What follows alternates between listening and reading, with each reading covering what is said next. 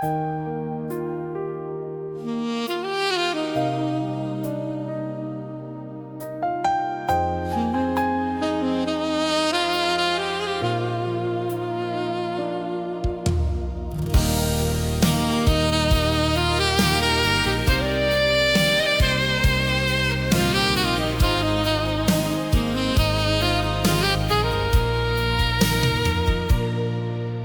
ะองค์เสด็จเข้าไป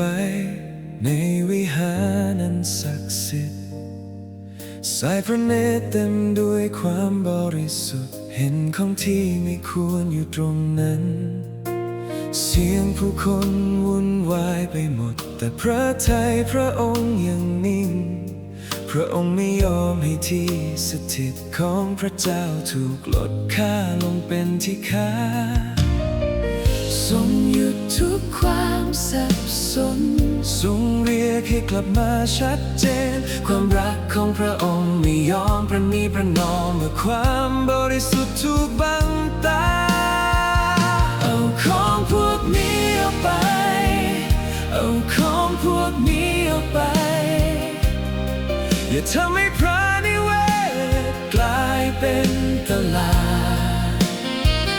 เอาของพวกนี้ออกไปเอาของพวกนี้ออกไปให้บ้านของพระบิดากลับเป็นบ้านอธิษฐาน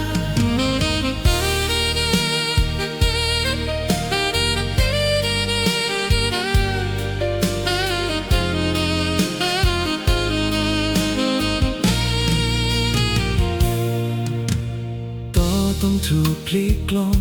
เพื่อให้หัวใจหันกลับมา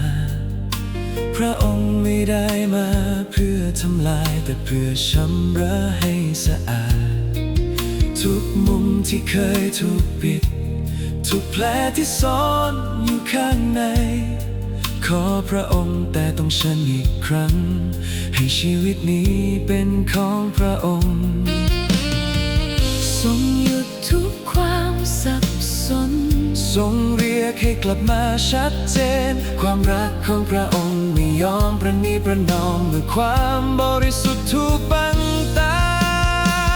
เอาของพวกนี้ออกไปเอาของพวกนี้ออกไปอย่าทำให้พระนิเวศกลายเป็นตลาดเอาของพวกนี้ออกไปเอาของพวกนี้ออกไปให้บ้านของพระบิดากลับเป็นบ้านอธิษฐานชำระหัวใจฉันชำระบ้านนี้อีกคราให้เสียงสรรเสริญลอยขึ้นมาเหนือทุกสิ่งที่เคยเก่าขอให้พระนามพระองค์สูงส่งเหนือทุกอย่างและให้ความบริสุทธิ์ครอบครองทุกลมหายใจ